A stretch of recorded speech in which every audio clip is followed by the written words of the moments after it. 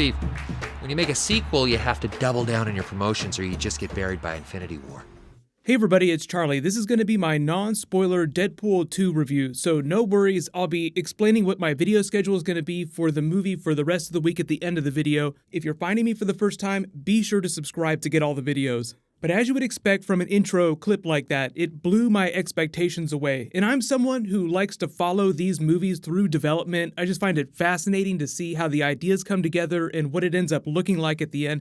We are living in an era of misleading trailers, so the Deadpool movie did kind of the same thing that Infinity War did with misleading trailers, although they didn't quite take it to the degree that Disney did with that fake Hulk. All of the characters that you see in the Deadpool trailers are characters that are in the movie, but the plot of the trailers is completely different from what the plot of the actual movie is. So from a story level going into this, I just expected it to be standard sequel fare. Oh, they're going to put X-Force together, it's going to be great, we'll find out what the team will look like going into the X-Force movie, which is going to be happening next year. But suffice to say, when you find out what they actually do with that team, you will be completely blown away. In a hilarious way, but also in a really cool way. So it's almost like they turned everything from the first movie up to 11 and refined some of the jokes. So he's making fun of Infinity War in that intro clip. They took shots at all the big studios, so a lot of the DC and Marvel jokes that you've already heard wound up being in the movie, but they go way beyond that. There's way more than that. They take so many shots at the X-Men franchise.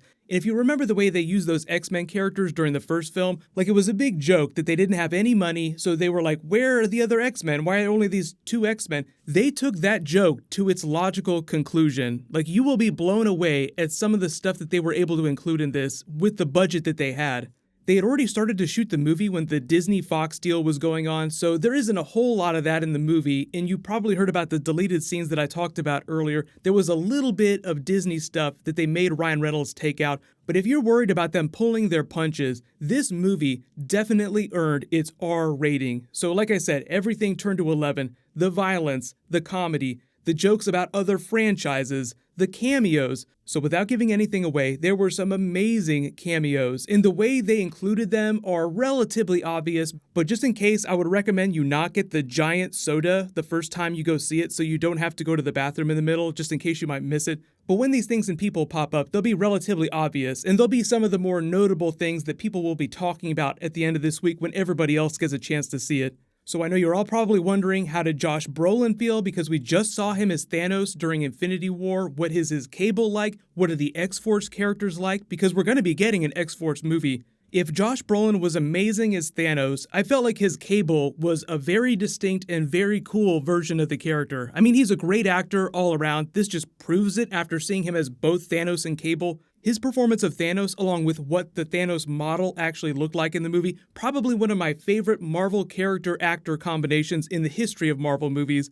but he found a way to make his Cable feel authentic, relatable, and gave him a heart, too. And the trailers don't really do him justice, because they mostly use him in a very Thanos-type way. Like if you remember Thanos during the Infinity War trailers, he's just coming like this unstoppable force for the Avengers, and they don't really convey the heart that they actually gave him during the real movie. They do change some of Cable's comic book backstory, they change some things about the characters from the comics, but for the most part, the X-Force character origins are largely authentic to the comics, and most of Cable is authentic to his comic book story. But if you remember how the first Deadpool movie changed his origin story just a little bit, I mean, it's fairly true, but they embellished some things about Ajax and that Weapon X offshoot program. Same thing for the X-Force movie. So just a couple details about Cable, and then Julian Dennison was actually a pretty amazing performance too, in a couple really unexpected things from his character. So I don't want to give away any big plot twists, but when I first heard that he was cast, I couldn't imagine who they would be using him as, and he's actually a pretty important character. The trailers just kind of use him as more of MacGuffin, like we have to save the kid, Cable wants to kill the kid.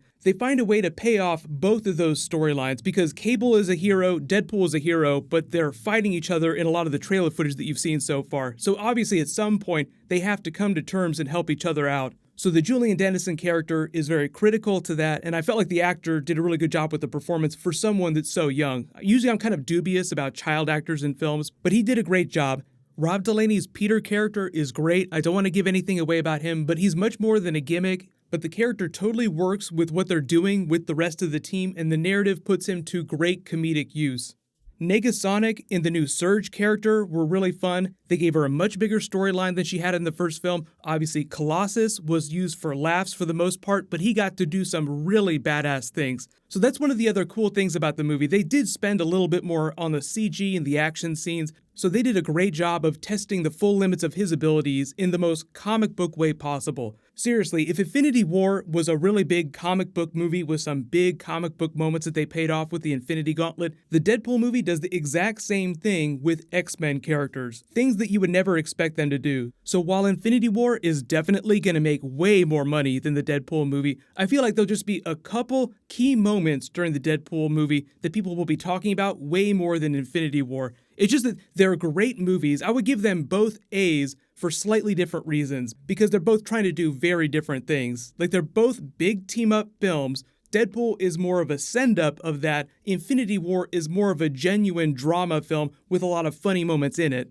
So while Infinity War was amazing because it was the culmination of 10 years of filmmaking in 22 plus films, because we have Avengers 4, it's still kind of like the second part of this, Deadpool found a way to be unique while at the same time being a big sequel movie, because everyone was worried when they started to develop it, and you may have heard about some of the behind-the-scenes drama with the original director, Tim Miller, how he left the project because he and Ryan Reynolds disagreed on what the sequel should be. Let any of your fears be laid to rest. I feel like what they ended up with was the right way to go. So it was reported that Tim Miller, who's an amazing director, wanted to make a more straight-up, polished, big action summer sequel, a fun summer movie, and Ryan Reynolds felt like they should actually stay smaller and be more like the first Deadpool movie. So the reason why I think Ryan Reynolds was a little more in the right on that, even though the movie probably changed throughout the filmmaking process, is just because you're never going to be as big as Infinity War. Like his joke that I included at the beginning of this trailer, you're always going to get beat out by Infinity War because Disney has more money to spend than you, they have more characters, more big A-list actors that are starring in it. So the best way to win in a fight against Infinity War is to not try. Deadpool makes the correct move of doing what he does best, and that's taking the piss out of all these big franchises, while at the same time giving you that big team-up moment because of the X-Force characters.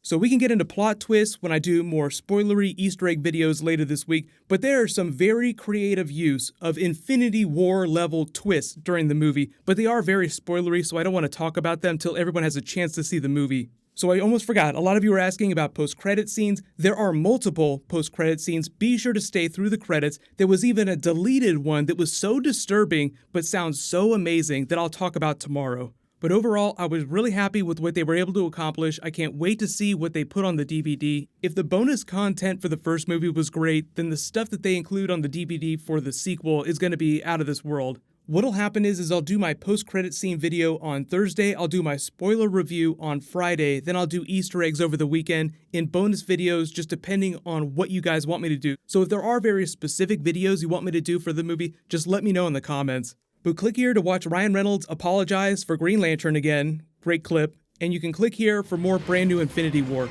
Thank you so much for watching, everybody stay awesome, I'll see you guys tonight.